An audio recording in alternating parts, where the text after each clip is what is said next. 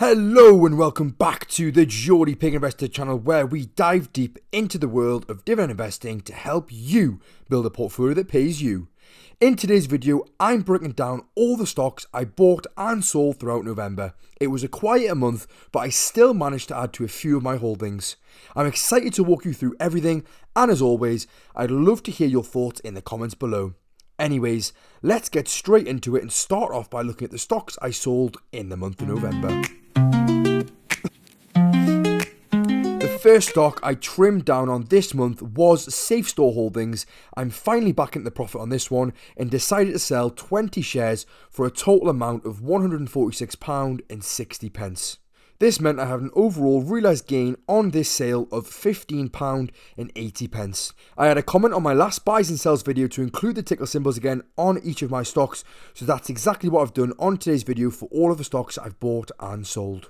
The other stock that I trimmed down on this month was British American Tobacco, where I sold 5 shares for a total amount of £204.60, which gave me a realised gain of £78.65. I only had 2 small sales this month, and the sales were because I wanted to reallocate the capital into a position I've recently opened and believe the current price is too good to pass up on, and I'll let you know exactly what that stock is later in today's video. British American Tobacco is actually my best performer in the portfolio, as it's up over 90% currently. I feel the stock may be due a pullback soon, so I thought it made sense to trim it down a little bit. Now let's move on to the more exciting part of the video, where I show you all of the stocks that I bought in November. The first stock that I added to in November was my JP Morgan Global Growth and Income ETF, where I added 20 shares for a total amount of £113.40. My new position size is now £9,865.80, and I own a total of 1,740 shares. I'm really looking forward to my next payment from them because I think I'm on track to be earning over £100 for the very first time. The next stock that I bought in the month of November was my Vanguard S&P 500 ETF, stock ticker VUSA.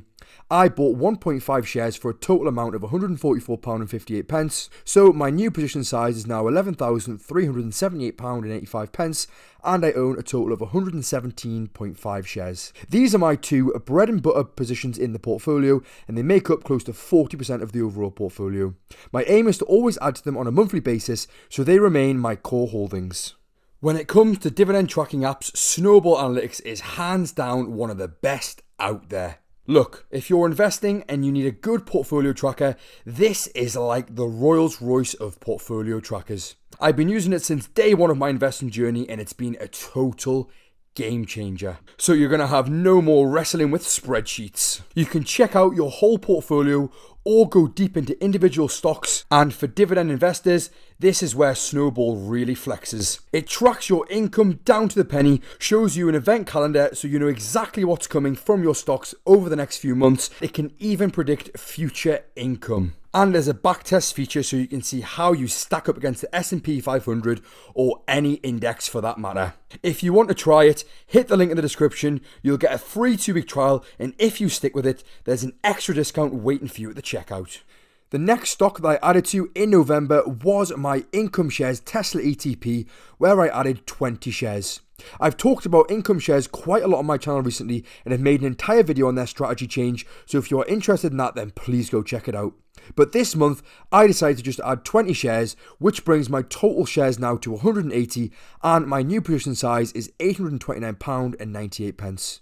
I also added to my Income Shares Magnificent 7 ETP, and this is a position that I only just opened up last month because it gives me exposure to the strongest group of mega cap tech leaders while also offering surprisingly high yields. I like that it provides a simple way to hold the full Mag 7 basket without having to buy each stock individually, and the added income makes it even more attractive. So this month, I added a further 4 shares as I start to try to build this position out. That cost me a total of £136.09, and it now means that I own a total of 9 shares, and my new position size is £304.02. I then added 1 share to my Bunzl position at just under £23.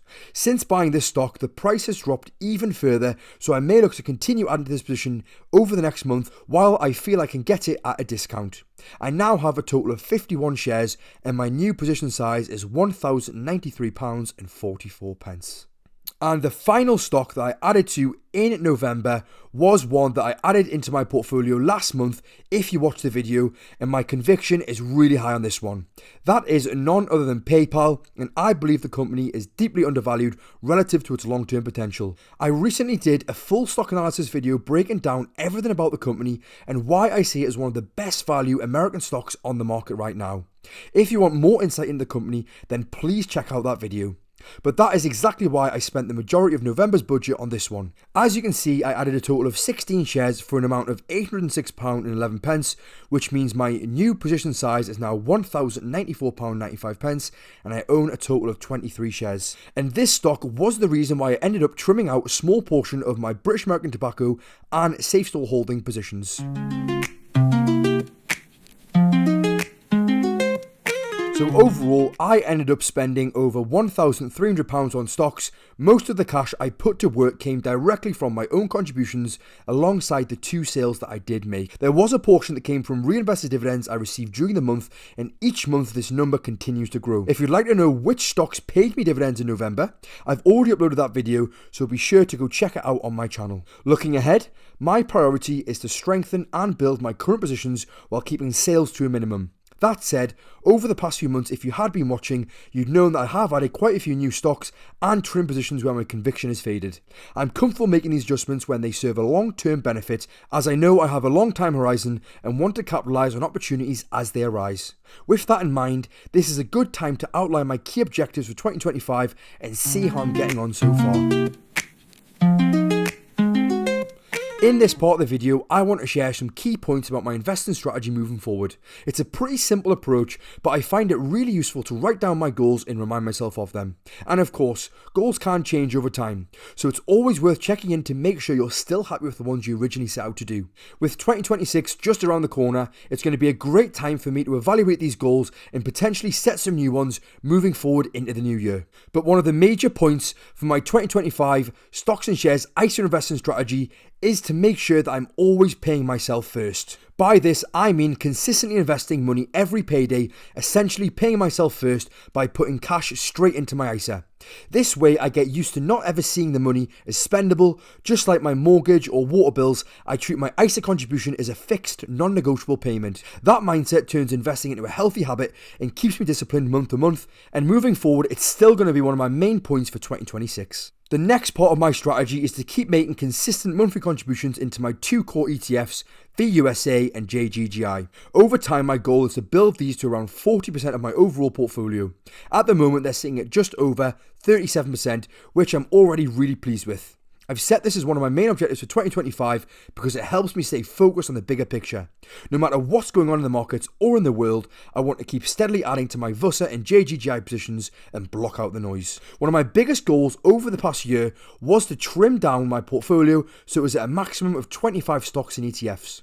After some careful considerations and reevaluations, I'm happy to say I've now achieved that with the portfolio sitting at 24 holdings. As you know, recently I have been adding and trimming out of a lot of positions, so my main goal moving forward is to really solidify my current holdings and not be looking to add any more stocks. Another key goal is to keep adding to my growth and income stocks whenever I see attractive buying opportunities. Now that my portfolio is at a size I feel comfortable managing, it's much easier to stay on top of every position. This means that if I believe a stock is undervalued and I have capital available, I can confidently strengthen that holding. My approach is to always buy high quality companies at a discounted price wherever possible. And finally, I want to continue maintaining a healthy balance between growth and income. At the moment, my portfolio offers a 6% dividend yield with a 5-year dividend growth rate at 6.1%, both of which are right in line with my targets. This is something I'll keep tracking closely to make sure it stays within my preferred range, and it also helps me hold myself accountable as I build for the long-term future. And that wraps up this month's buys and sells. If you found value in this breakdown, be sure to hit the like button and subscribe for more investing insights every month. Drop a comment if you made any interesting moves yourself. I'd love to hear what you've been buying or selling. Thanks for watching, and until next time, keep compounding and stay patient in the market, because your future self will thank you. For now, this is the Geordie Pig Investor, over and out.